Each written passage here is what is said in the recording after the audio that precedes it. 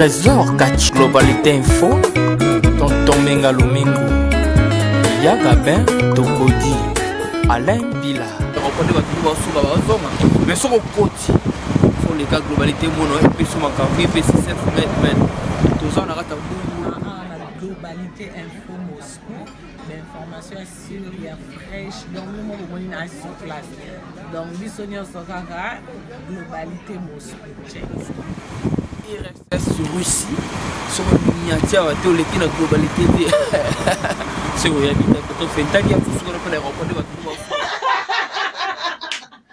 Globalité Info, Nemakambu. Globalité Info, tu es kobeta batu filmu. Pour s'abonner massivement. Check, check. N'hésitez pas à liker la vidéo si elle vous plaît et si vous êtes nouveau sur la chaîne, n'oubliez pas de vous abonner et d'activer la notification pour ne rater aucune de nos prochaines vidéos. On commence. Bienvenue dans votre chaîne Global TV Moscou. Donc, toujours maître Kandé Sabino na Russie, la capitale Moscou, donc grand monde Kandé Sabino. Ce qui tous lelo est parce que Kandé Tobaki na concept na biso ya Global Sport Tobandako. Promouvoir l'athlète Nabiso congolais au besoin évoluer partout dans le monde. Donc avant na banda na osenga merci mingi na président Nabiso sénateur Adonis Ngambani Mobalia maman Nabiso Gilles Kitima. Merci beaucoup mon vieux Kakandeto toujours sala makambo na ninga malonga. Merci beaucoup et puis rapidement na Gogas Mopizi donc IRSS 007 code à Moscou na PCOP merci mingi. Bon, torokende rapidement na titre rapidement na rappeler batuke tozo solo la makambo ya boxeur moko a obunda so lobby na kombo ya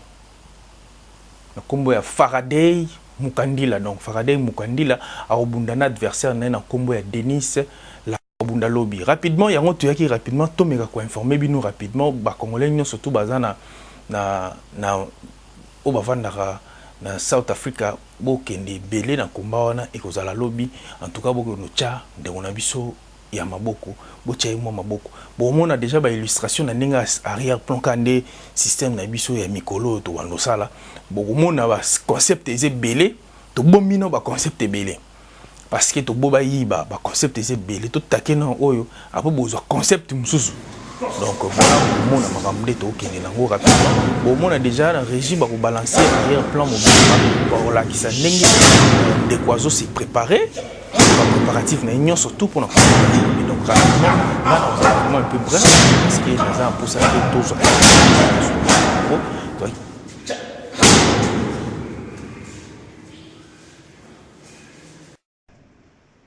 bonjour, bonsoir, partout vous êtes. Moi c'est le champion Faraday Mukandila, Nebosauta Abisso, c'est le Global TV, Nebosauta Abisso, donc Pessimino Bassalé, Bassalam, partout vous allez. Tout ça toujours dans 4, il y a préparation, il y a combat le 23, dans quelques jours, on va tout livrer combat contre un Ukrainien, Denis Lazarev. Donc tout ça toujours prêt pour un combat en Ambois. Nous avons partout dans le monde, grâce à ce que vous avez combat, le champion Faraday a posté. Donc, tout le qui est résulté, c'est toujours positif. Donc, il y a un travail déjà, tout le travail, il est kitoko. Vous avez toujours dans 4 jours. Vous avez pourquoi.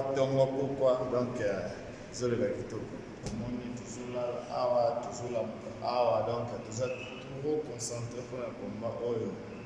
Donc tout ça toujours on a posé tout même là comme on a vu ce frère qui et ça va penser partout vous allez vous se souvenir bien à biso tout ça contre les footballeurs tout ça contre les joueurs mais tout ça il peut que vous dans la discipline non ça quoi il y a un mot quand on est tout le bail que la petite message quoi. Merci na Global TV. Même la bref, mais après combat na yé, tu reçois par téléphone, à côté na ligne na téléphone, à expliquer biso bah sentiment na yé par rapport à combat ou à Rubunda lobby. Et rapidement, boyoka sogi a aux ligne teka système na biso, tu reçois ya ça et la ta voice mon pour comprendre que bah fan na yé bazal de partout, oyo bazo landaye rapidement na sengi merci mingi na Jean Dédié na pesi merci mingi na batu nyonso tout bazo soutenir chaîne na biso et puis émission Oyo Global Sport rapidement ya yoyo Ntumba Meta donc to pesi merci mingi na ndenge ozo soutenir pe biso to pesi la famille Wenga, la famille Loboko, donc la famille Ngwanzo, na moni bébé Ngwanzo, donc bino nyonso tout pour soutenir émission, pour soutenir chaîne na bino. Tout ça partout dans le monde ba ebinga ba ebi na kombo ya Trésor Kachina mais pseudonyme na nga na Jido ba benga nga Acide kombo na sala na kombo ya Acide donc ba ebi donc voilà ya loba mingi ezate nga lelo na za devant vous allez donc merci beaucoup to sengi merci na bato nyonso tout o bazo soutenir chaîne na biso Global TV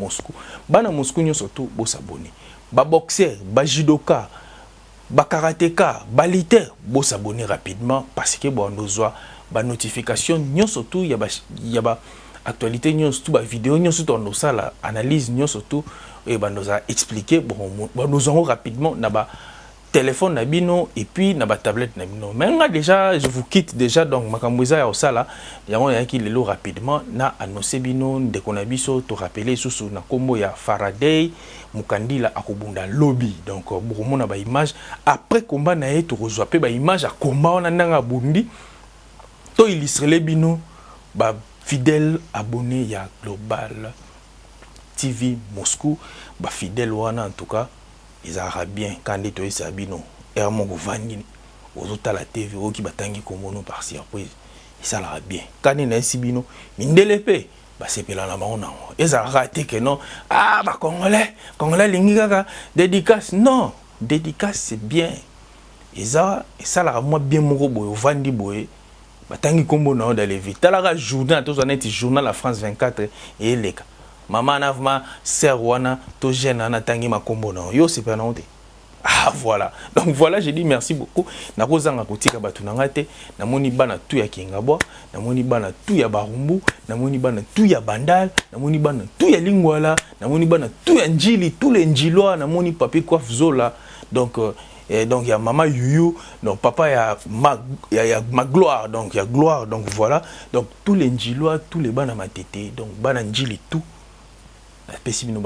parce qu'il on a surtout qui donc on a congolais donc on a congolais donc voilà merci et je vous dis bye on se retrouve prochainement avec une nouvelle numéro bye check.